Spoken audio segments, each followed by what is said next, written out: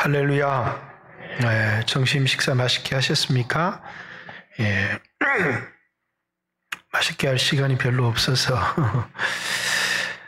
예수님이 2000년 전 이 땅에 오실 때 그때 이제 유다에는 여러 종류의 정치적 집단도 있었고 또 이제 종교적 집단도 있었습니다. 우리가 잘 알듯이 사두개인, 주로 대제사장 계급에 속하였는데 굉장히 종교적 사람들이었습니다. 그 사람들은 여호와 하나님을 믿었는데 성경도 믿었습니다.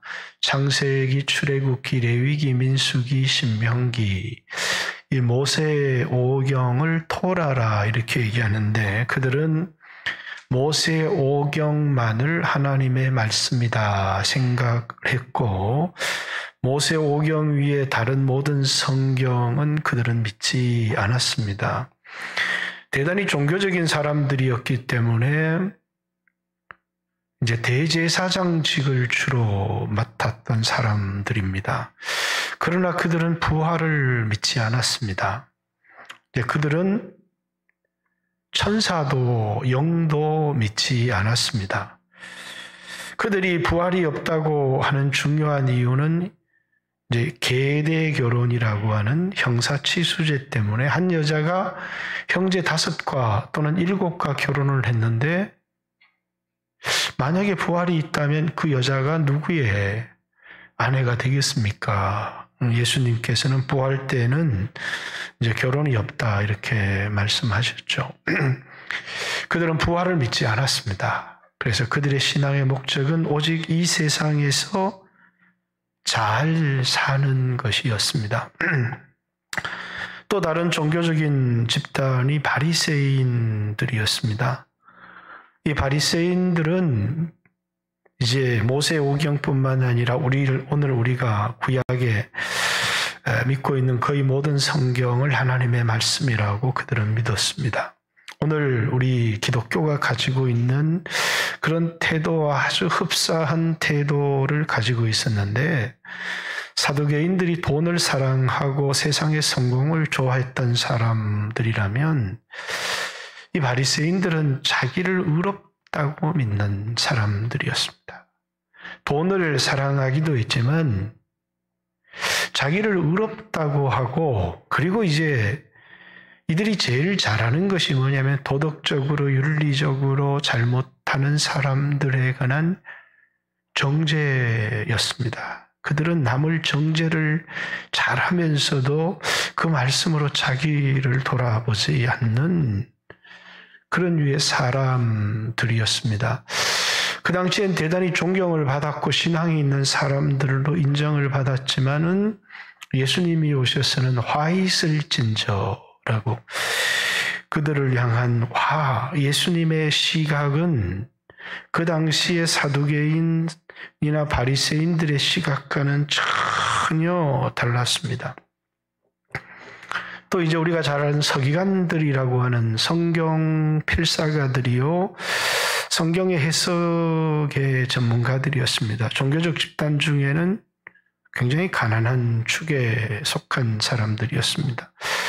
예수님이 12제자를 선발하셨는데 사두개인이 한 명도 없었습니다. 예수님이 12제자를 선발하셨는데 바리새인도 한 명도 없으셨어요. 예수님이 12제자를 선발하셨는데 가장 종교적 집단에 속한 이 서기관들도 한 명도 예수님 제자 속에 포함되지를 못했습니다. 근데 이제 또 다른 종교 집단, 성경에 등장하지 않지만 또 다른 종교 집단이 하나 있었는데 그 사람들은 에세네파라고 하는 사람들이었습니다. 성지순례를 갔던 사람들은 이제 에세네파의 공동 생활을 했던 이제 그들은 성경을 읽으면서 이제 세상과 떨어지면서 이 세상에서 잘 사는 신앙을 추구했던 사두개인들과도 달랐고 자기를 의롭다고 주장하면서 남을 정죄하면서 그러면서도 돈을 사랑했던 바리새인들과도 다른 종류의 사람들이었습니다. 이 사람들은 오실 주님을 기다리는 사람들이었습니다. 이 에세네파 사람 중에서 우리가 잘 알려진 사람이 침례 요한입니다. 침례 요한.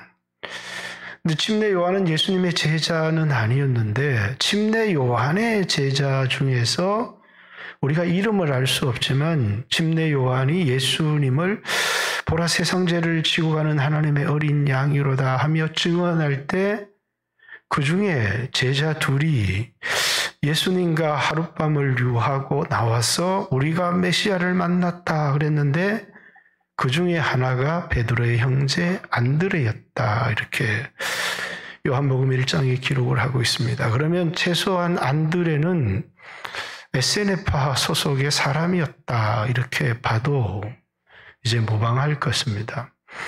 예수님의 12제자 중에 에세네파에 속한 사람이 얼마나 있었는지는 정확히는 모르겠습니다만은 그러나 에세네파 사람들의 상당수는 나중에 그리스도인으로 편입이 되어집니다. 이제 그것은 나중에 요한복음이나 에베소서를 연구해 보면 또 요한복음 속에서 이제 그 기독교 공동체가 이제 에세네파 사람들을 초청하는 메시지들이 많이 들어 있습니다. 나중에 기회가 되면 소개를 한번 하겠습니다만은 그리고 이제 그 정치적인 집단들도 있었습니다. 열심당이라고 하는 이런 집단인데 아마 예수님의 제자 중에 2사람 정도는 이 열심당원이었을 거다. 대표적인 사람이 이제 가룟신 유다입니다. 이 가룟. 그래서 이 사람 고향이 어디였는지를 많이 찾아보니까 그 당시에 아무리 지명을 얘기해도 가룟이 없어요. 그래서 이 단어를 오랫동안 연구했던 사람들이 이게 이제 가룟이 아니라 시기리옷이다라는 사실을 알게 되었습니다. 시기리옷. 여러분 뭐 영화 시기리옷 보셨죠? 이제 단칼을 들고 사람을 암살하는 사람들입니다. 그래서 가룟 유다는 시기리옷이었다. 암살범이었다는 거죠. 열심당원 중에 한 사람이었다는 것을 이제 요즘 이제 대부분의 학자들은 지지하고 있습니다.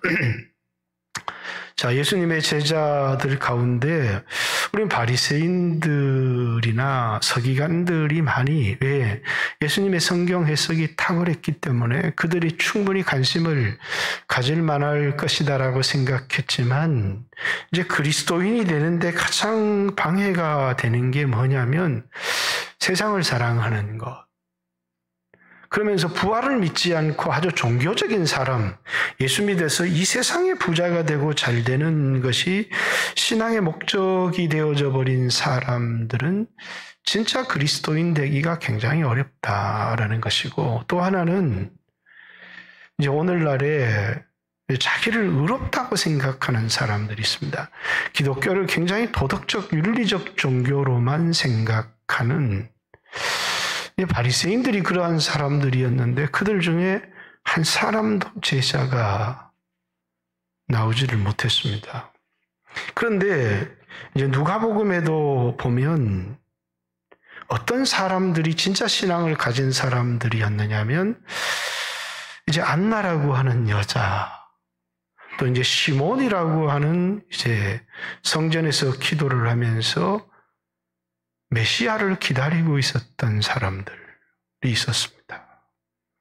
근데 그 당시에 참된 신앙은 뭐였느냐면 예수님의 오심을 기다리는 것을 포기해버리고 그냥 이 세상에서 잘 사는 신앙에 빠져 있었던 사람들은 하나도 예수님을 제대로 영접하고 예수님의 제자가 되어진 사람들이 없다는 겁니다. 근데 오늘 이 땅에 기독교가 이렇게 많이 변제를 되어져 버렸어요. 우리는 뭐냐면 이미 오신 예수님이 계셔서 그분이 우리를 구원하셨다는 사실을 알지만 오신 예수님은 우리를 구원하러 오신 구원자십니다. 그런데 다시 오실 예수님을 기다리면서 그 다시 오실 예수님은 심판의 주님으로 우리 가운데 오시죠. 그러면서 이제 여러분과 제가 그리스도의 장성한 분량으로 우리 자신이 변화되어져야 될 것이고 우리에게 맡긴 사명을 감당을 하면서 오실 주님을 기다리는 사람들이 이제 제자들이다. 저는요, 그리스도인들은 제가 이제 부쩍 문재인 정권이 들어서면서 정치에 대한 관심이 이제 극도로 많아졌어요. 신문을 보는 양도 극도로 많아졌고 뉴스를 보는 양도 극도로 많아졌습니다.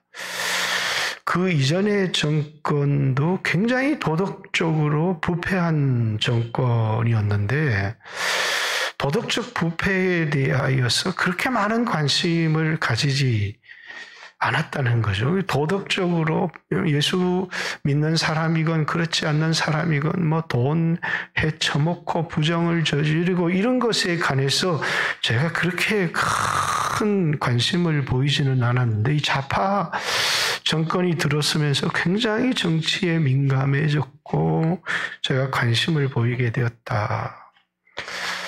이제 제가 몸이 한참 아플 때 이제 최서원이라고 하는 사람의 사건이 터졌는데 온 나라가 분노를 하는데 사실 제 안에서는 별로 분노가 생기질 않았어요. 이게 정말 죽일 죄인가? 그런 생각이 들었는데 그 사람이 이제 탄핵을 당하고 감방을 가고 그러면서 지금까지도 자기는 죄가 없다는 거예요. 근데 저는 그분에게 가서 당신에게 죄가 있는데 그 죄가 뭐냐면 간통죄를 당신이 대통령일 때 폐지한 죄가 당신이 이 무서운 형벌을 받는 이유라고 저는 말하고 싶습니다. 세상 사람들은 뭐 최서원이 최순실 얘기를 하는데 제 입장에서는 그분이 지은 죄 중에 가장 큰 죄가 있다면 그가 나라의 실권을 잡고 있을 때 이 나라의 간통죄가 폐지되었다는 것이 그가 지은 무서운 죄다. 여러분 이건 제가 기독교인 목사로서 또 목사지만 제 개인적인 사견을 일 수 있습니다. 그러나 저의 시각은 그렇습니다. 전 지금 정권도 그렇습니다. 사람들은 돈에 대한 관심을 보면 거의 저는 충격에 빠질 정도입니다. 저는 이 정권이 이제 올 한 해 세계 인권 백서에 보면 종교에 대한 박해를 이 정부에 엄청나게 많은 권고를 했습니다. 기독교 박해하지 마라. 그래서 저는 이 정부의 가장 큰 문제가 차별금지법과 교회에 대한 박해라고 생각합니다. 우리나라 목사들은 얘기를 안 하는데 세계의 수없는 그리스도인 지도자들이 한국의 교회에 대한 박해를 이제 이야기를 한 겁니다. 왜 우리나라 지도자들은 아무런 얘기를 안 한 건지 못한 건지는 잘 모르겠습니다만은 그런데 저는 이 정부에 큰 충격을 받은 게 뭐냐면 부정을 저질렀다는 거 그리고 뭐 공정 정의를 얘기하면서 청와대 사람이 작년 1년 재산 신고한 거 고위공직자들이 신고한 거 보니까 평균 3억이더라 1년에. 사람들은 거기 막 분노를 하는데 저는 별로 분노가 안 돼요. 그 문제에 관해서. 우리는 뭐 1년 동안 열심히 벌고 한 푼도 쓰지 않았도 재산이 빚지고 줄었지만 가만 놀면서 이렇게 올라서 사람들은 막 공정의 문제를 삼고 그래서 그렇게 지지율이 떨어지지 않더니 막 서울에서 지지율이 곤두박질 친 걸 보면서 이 나라 이 땅의 그리스도인들이 제 개인적으로는 문제가 참 많다. 그런 생각을 합니다. 왜? 이 부에 대한, 부라고 하는 것은 여기 오늘 부한 자들아 이렇게 이야기를 하고 있지 않습니까? 부한 자들아 이러면서 이 부한 자들을 누구를 두고 하는 말이냐? 얼마가 있어야 부자냐? 들으라 부한 자들아, 너희에게 이 말 고생으로 말미암아 울고 통곡하라. 모든 돈 많은 사람들한테 할 얘기가 아닙니다. 잘못된 방법으로 돈을 번 사람들에 관해서, 그래서 4절에 보면 보라 너희 밭에서 추수한 품꾼에게 주지 아니하는 삭시 소리를 지르며 그 추수한 자의 우는 소리가 만군의 주의 귀에 들렸느니라. 이렇게 남에게 줘야 될 돈을 주지 않거나 잘못된 방법으로 부를 축적하는 일에 온 인생을 집중하는 사람들을 향해서 들으라 이렇게 이야기를 하는 겁니다. 자, 이 사람들이 불신자들일까 신자들일까? 아마 불신자들에게도 한 이야기이고 신자들에게도 한 이야기일 겁니다. 그러나 이제 신자와 불신자들은 차이가 있죠.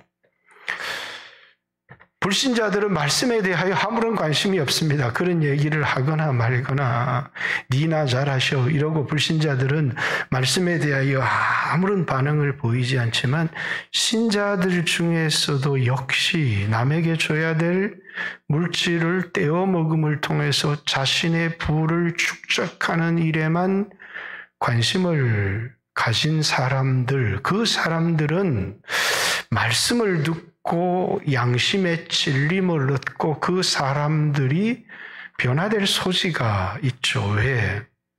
믿지 않는 사람들은 돈에만 반응을 보이지만 믿는 사람들도 돈을 사랑하고 돈을 쌓기를 원하지만 이 믿는 사람들의 특징은 뭐냐면 말씀의 반응을 보이는 영적인 사람들이기 때문에 부한 자들아 라고 이야기를 할 때 불신자들은 아무리 얘기를 해도 이 말에 반응하지 않습니다. 그게 이제 신자들 중에서 돈을 쌓는 일에 남에게 마땅히 주어야 될 품삯들을 주지 않고 남을 이용해서 자신의 부를 축적하는 사람들에게 돈 많이 벌었으니까 참 좋겠다, 기뻐하고 즐거워해라 이렇게 얘기를 하는 게 아니고 울며 통곡해라 이렇게 이야기를 합니다. 왜? 우리 그리스도인들은 어떤 사람들이냐면 예수님이 오시는 것을 기다리는 신앙을 잃어버리고 이 세상에서 잘 사는 데만 관심을 가진 바리새인들이나 사두개인 같은 사람들이 아니에요. 보세요. 바리새, 사두개인 너무나도 종교적인 사람들이었습니다. 그러나 그들의 온 관심은 이 세상의 부자가 되는, 그 당시에 부의 90%를 소수의 사두개인들이 차지하고 있다고 말할 만큼 사두개인들은 부자들이었습니다. 산헤드린 공회의의 과반 이상을 차지했던 사람들 역시도 사두개인들이었습니다. 그러나 그들은 그리스도인들이 될 수가 없었어요. 왜? 그리스도인이 된다는 것은 오실 주님을 기다리면서 이 땅에 영원히 살 것처럼 부를 쌓아두는 사람들이 아니라 마지막에 오실 신랑 앞에 흠도 없고 점도 없고 티도 없이 자기 자신을 변화시키는 일에 관심을 가진 사람들이 그리스도인이 될 수 있기 때문이죠. 그리스도인이 된다는 것은 다른 사람들이 막 죄를 짓는 걸 보고 분노해서 견디지를 못하는 사람들이 아니라 다른 사람들이 죄를 짓는 걸 보면서 내 자신을 돌아보는 사람들이에요. 그러면서 뭐라고요? 나도 저 사람하고 하나도 다를 바가 없구나. 그러면서 무릎을 꿇고 주여 나는 죄인입니다. 그래서 남을 정죄하는 사람들이 아니고 자신의 가슴을 치면서 내가 예수의 용서가 간절히 필요한 사람이라는 것을, 주여 나는 돈이 필요한 게 아니고 예수님의 용서가 간절히 필요한 사람입니다. 왜? 주님이 오실 때 긍휼 없이, 은혜 없이, 용서 없이 주님 앞에 설 수 없는 사람들이 그리스도인이에요. 그래서 그리스도인이 처음으로 깨닫는 게 뭐냐면 자기가 죄인이라는 것을 깨달아요. 자기가 하나님 말씀 앞에 비추어서 죄인이라는 걸 깨닫지를 못하면서 자기는 보지 못하고 남의 허물을 보면서 정죄하고 비판하고 이런 사람이 아니고 남의 허물을 볼 때마다 자기를 돌아보는, 나도 저 사람들과 다를 바 없는 사람이구나. 그러면서 내가 용서를 받아야 될 사람이구나. 예수의 피가 필요한 사람이구나. 그런데 막 남을 정죄하는. 그런데 예수님이 하신 일은 뭐냐면 그냥 바닥에 글을 쓰니까 그 글을 읽는 사람마다 찔림을 얻고 돌아가는 겁니다. 그리고 가늠하다 잡힌 여자에게 널 정죄하는 사람이 있느냐? 없습니다. 나도 너를 정죄하지 아니하노니. 이게 그리스도인이 되는 거거든요. 베드로가 그리스도인이 될 때 내 깊은 곳에 그물을 내려라. 그게 고기가 잡혀오는 순간에 와, 오늘 부자 되겠다. 이러는 게 아니라 깨닫는 겁니다. 예수님 무릎 앞에 탁 꿇고 주여 나는 죄인입니다. 주여 내가 주님 때문에 부자가 됐습니다. 이런 사람이 되는 게 아니고 그걸 통해서 깨달음을 얻는 거예요. 주여 나는 죄인입니다. 나를 떠나소서. 이게 그리스도인이 되는 사람이거든요. 그러니까 바리새인이 그리스도인이 못 되는 겁니다. 사두개인이 그리스도인이 못 되는 거예요. 세상에는 그런 사람들로 가득한 겁니다. 자기를 의롭다고 생각하고 남을 정죄하는 사람들. 그래서 제가 충격을, 부패한 사람도 제가 드러나면 부끄러움을 알았는데, 저는 이번 정권에 너무 많은 충격을 사실 개인적으로 받았는데 그토록 제가 드러나는데도 부끄러움을 알지 못하는, 정권을 비판하기 위해서 하는 얘기가 아닙니다. 제가 하고 싶어 하는 얘기는 오늘 본문에 들어있는데, 그러니까 그리스도인들은 어떤 사람이냐면 항상 주님의 오심을 기다리면서 마지막 주님 앞에 설 것을 준비하는 사람이에요.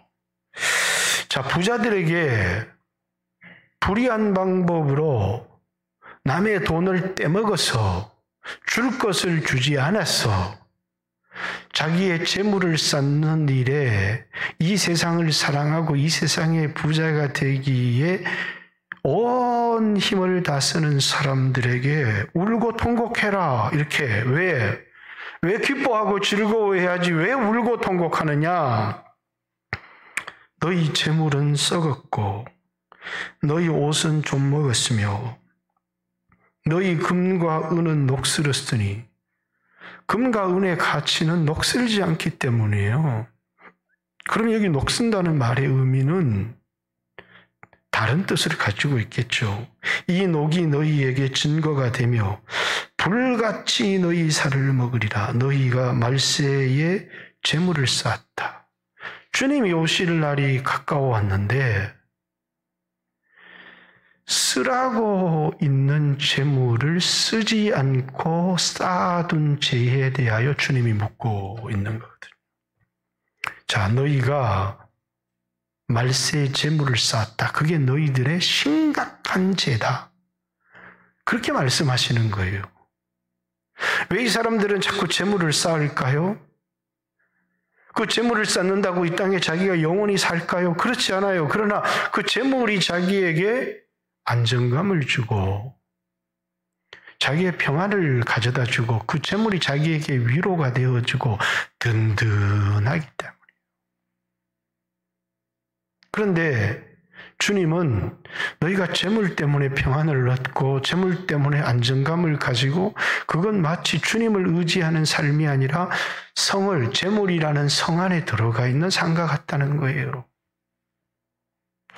너희가 두 주인을 섬기지 못하리니 너희가 주님과 재물을 겸하여 섬길 수 없다. 성경은 이렇게 우리에게 얘기하는데 이 재물이라고 하는 것이 우리에게 우상이 되어질 수 있는데 그리고 이 재물은 쌓는 데 목적이 있는 게 아니라는 거예요. 뭐 하는데요? 줘야 될 사람에게 주고 써야 될 때 써야 되는데 마땅히 써야 될 곳에 쓰여지지 않은 거예요. 쓰려고 하니까 이 사람에게 줘야 될 재물이에요. 그것이 나를 위해서 도와서 마땅히 주어야 될 품삯이기도 하고 또 이 사람이 나를 대신해서 땅끝까지 가서 복음 전하고 있으니까 이 사람이 내가 가야 될 자리에 당신이 가고 있으니까 그러니까 뭐라고요? 이건 내 사명인데 당신이 나를 대신해서 가니까 나도 그 일에 참여하게 해주시오. 그러면서 그에게 돈을 주는 겁니다. 왜? 내가 마땅히 해야 될 일, 내가 지금 당신 하는 일을 돕는 거야? 그런 게 아니라 내가 해야 될 일을 당신이 하는 건데 그렇기 때문에 나는 당신에게 돈을 주겠소. 그게 우리가 보내는 선교의 헌금이잖아요. 그냥 아무에게나 기분 내킨다고 주는 게 아니라 내 사명에 관계된 일에 돈을 쓰는 거죠.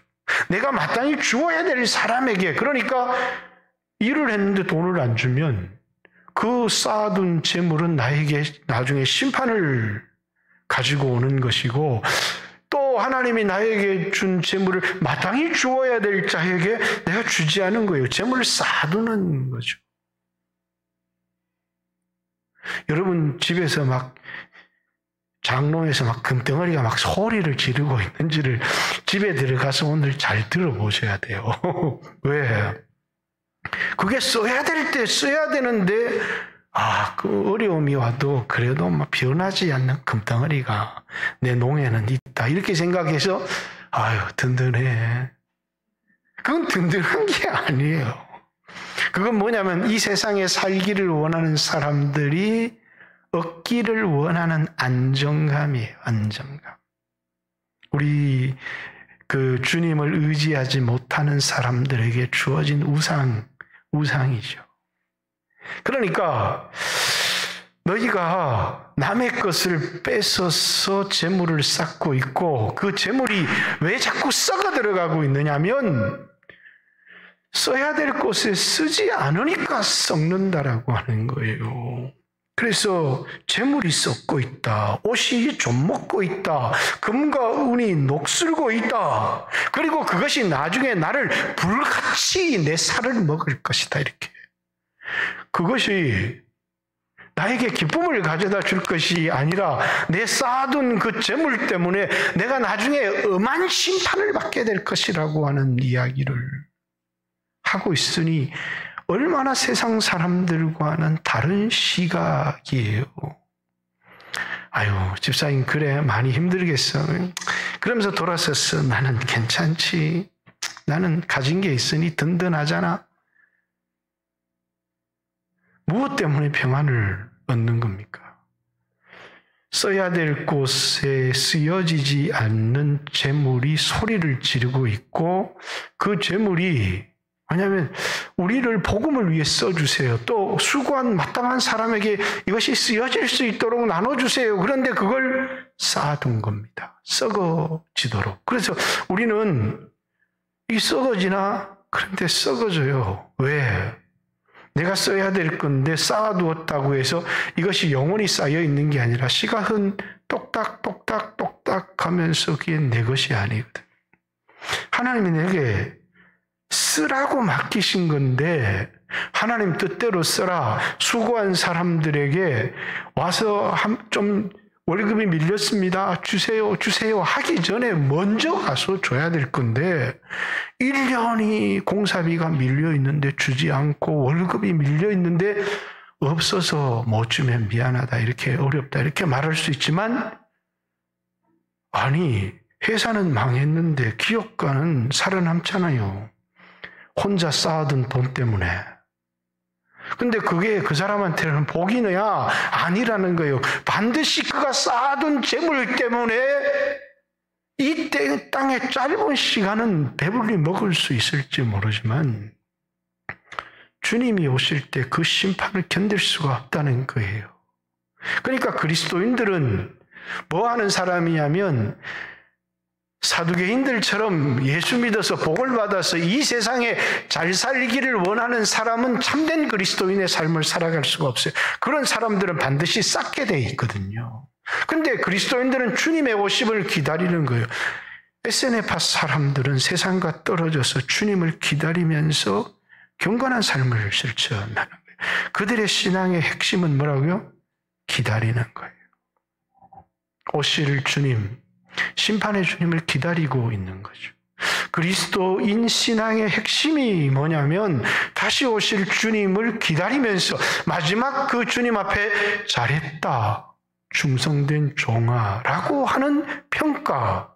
그것 때문에 이 땅에서 고난도 감수하는 거고 배고픔과 어려움들도 견디어내는 것인데 뭐냐면 이 땅에서 예수 믿어서 잘 살아야지.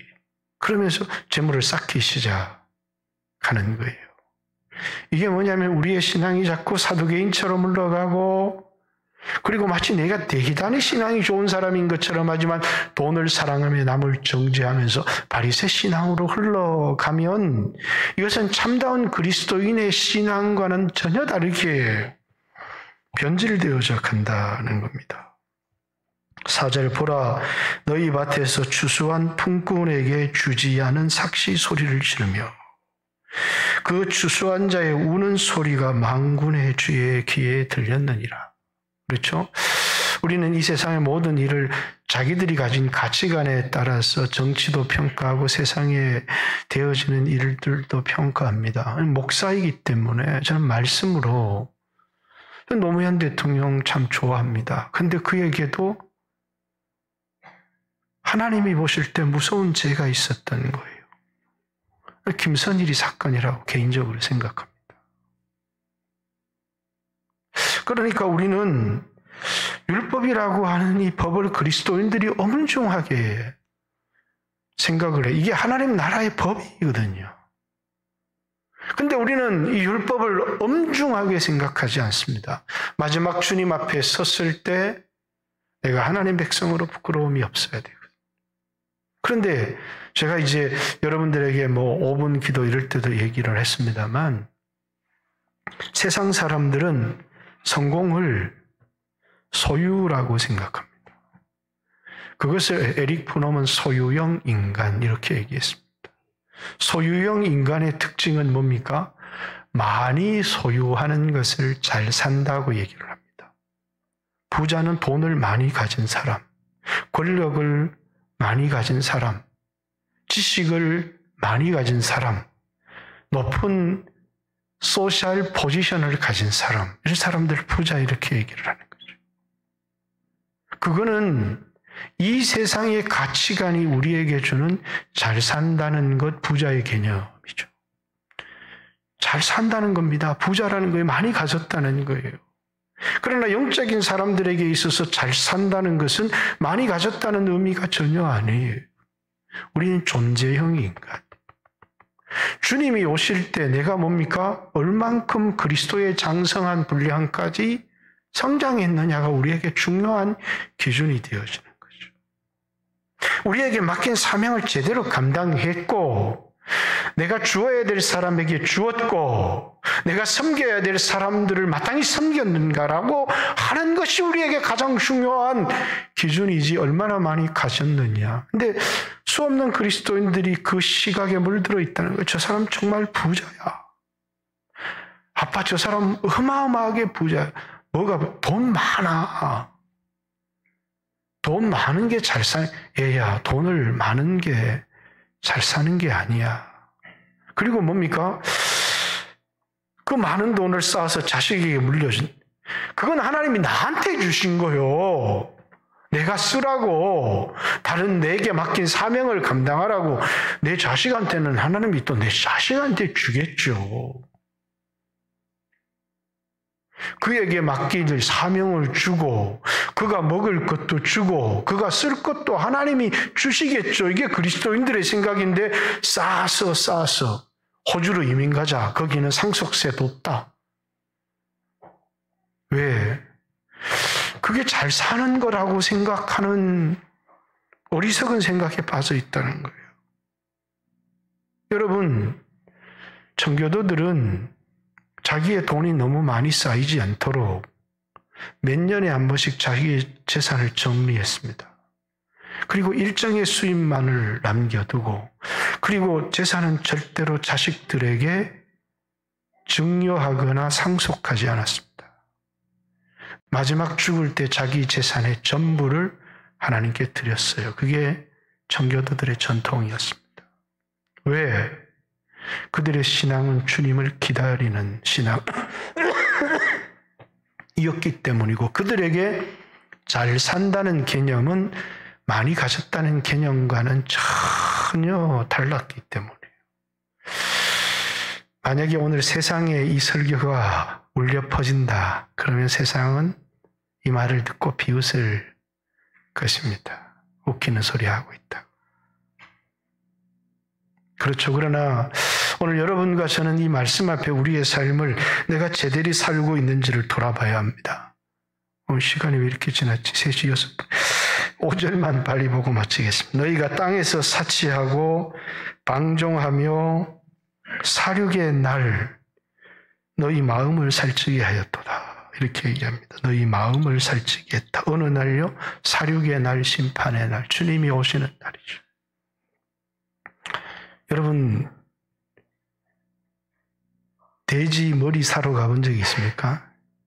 저는 고기 중에 돼지 머리고기를 제일 좋아하는데 이 돼지고기 머리고기를 먹기가 좀 찝찝합니다. 전부 다 우상에게 드려. 돼지 머리고기 사러 가면 그냥 사지 않고 뭡니까? 웃는 돼지를 사야 됩니다. 죽으면서 어떻게 웃을 수가 있어요? 그죠? 돼지는요, 죽는 날 자기 죽는 날인 줄을 몰라요. 그리고 사람들이 오니까 오늘 또 먹을 거 되게 많이 주다 보다 웃으면서 기쁨을 이기지 못하는데 어느 날 칼이 멧돼지에 들어와서 죽는 거죠. 그래서 웃는 돼지가 나오는 거예요. 여러분, 우리는 사륙의 날을 알지를 못해요. 주님이 언제 오실지 모르면서 우리는 뭐 하고 있는 거예요? 사륙의 날, 우리 마음을 살찌게 했다는 거예요. 어리석게도. 왜? 주님이 오신다는 걸 알지를 못하고. 자, 다시 짧게 이거 하나만큼은 여러분이 꼭 기억하고 알아야 돼요. 그리스도인들의 신앙은요, 사두개인들처럼 이 땅에서 잘 사는 게 아니에요. 그리스도인들의 신앙은요, 자기를 의롭다고 믿고 남을 정죄하는 바리새인의 신앙이 아니에요.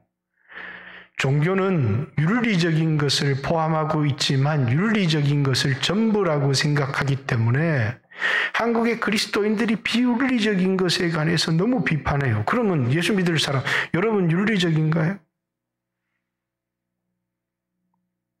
그리스도인의 신앙은요, 용서받고 용서하면서 주님의 오시는 걸 기다리면서 주님 앞에서 내가 계산할 날을 생각하며 살아가는 사람들이 그리스도인이에요.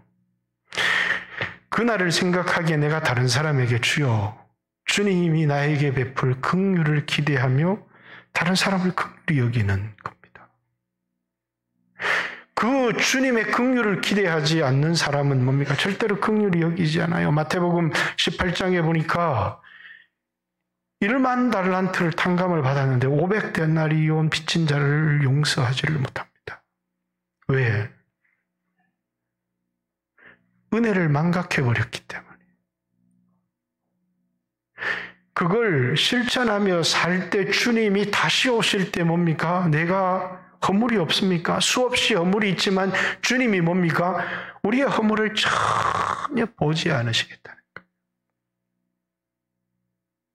거예요. 여러분도 여러분의 허물을 너무 잘 찾아내는데 주님은 여러분의 허물에 대하여서 그냥 봉사가 되어버리시는 거예요. 왜? 우리가 다른 사람을 용서하기 때문이죠. 그래서 주님이 너희가 마음으로 형제를 용서하지 아니하며 나도 너희에게 그렇게 행하겠다, 이렇게 엄중한 경고의 말씀이죠.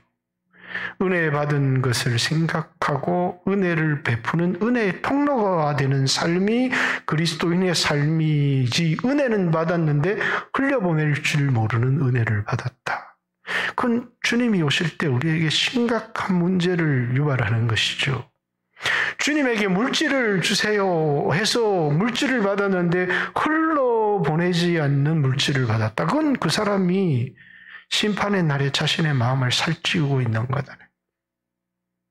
그러니까 여러분들이 너무 쉽게 세상의 가치관을 받아들이며 살아가는 사람들이 너무 많아요. 가끔씩 불신자들한테 내 생각을 얘기하면 사람들이 비웃고 공격하는 사람도 있고, 그렇지만 저는 개인적으로 성경을 읽으면서 하나님의 시각은 이런데, 하나님이 이렇게 세상을 보시는데 너무 다르다, 이런 생각을 할 때가 굉장히 많습니다. 주님이 오실 때 어떤 눈으로 우리를 바라보실까? 저는 저에게 허물이 있습니다. 그러나 주님이 그 허물을 물론 괜찮아 이럴 수도 있고, 주님이 내 허물을 보고 불꽃 같은 눈동자로 그 허물을 지적할 수도 있습니다. 그건 내가 어떻게 살았느냐는 거예요. 다른 사람을 어떻게 대했느냐가 중요한 주님의 심판의 기준이 될 거라고 개인적으로 생각합니다. 내가 다른 사람을 어떻게 대하였는가? 여러분, 그걸 잊지 마셔야 되고, 그리스도인들은 율법이라고 하는 하나님의 나라의 법으로 세상을 바라볼 수 있어야 돼요. 세상 다 간통 다 하는데 간통죄 폐기한 게 무슨 큰 죄라고, 아직까지 죄가 없다고 얘기하잖아요. 그러나 저는 만나면 당신 큰 죄인이요 라고 얘기할 겁니다. 죄수실 때문에 큰 죄인이 아니라, 그런 죄는요, 저는 이렇게 생각합니다. 드러난 죄인과 드러나지 않는 죄인의 차이일 뿐이지, 발각된 죄와 발각되지 않은 죄인 차이일 뿐이지, 마치 내가 발각되지 않아도 내가 의인인 것처럼, 우리가 의인입니까? 이 세상에 의인은 하나도 없어요. 그것이 성경이 우리에게 가르쳐 주는 겁니다. 그러나 성경의 이 율법을 뭉개버리고 짓밟아버린 이런 성경에 도전한, 하나님 나라 교회에 도전한 정권, 하나님의 법을 짓밟아버린 정권에 관해서는 저는 하나님이 묵과하지 않을 거다라고 개인적으로 생각합니다. 여러분과 여러분의 삶, 우리가 세상에 대해 이렇다라고 얘기할 필요는 없지 모르지만, 이 설교 여러분과 제가 나누는 거니까. 그러나 오늘 여러분의 삶을 바라볼 때 하나님이 어떤 눈으로 나를 바라볼 것인가를 보시고 정당한 재물을 가지십시오. 그것이 적든 크든 하나님이 주시지 않는 재물은 여러분의 가정에 들여놓지 마십시오. 그리고 하나님이 주신 재물을 써야 될 때 올바르게 쓰십시오. 내가 살 날이 얼마나 많이 남았다고, 수천억이 있다고 그것이 나에게 기쁨이 되겠습니까? 우리를 고통스럽게 하고 우리를 기쁘게 하는 것은 재물이 있고 없고가 아니라 내가 하나님 앞에 어떤 존재인가라고 하는 것입니다. 오늘 여러분과 제가 다시 한번 이 시대를 살아가면서 주님을 기다리는 사람으로서 물질을 제대로 쓸 수 있는 사람들이 되게 하여 주세요. 사람들을 제대로 평가하고 섬기며 살아가는 사람들이 되게 해주세요. 같이 한번 주여 하신 후에 하나님 앞에 기도합니다. 기도드리겠습니다. 주여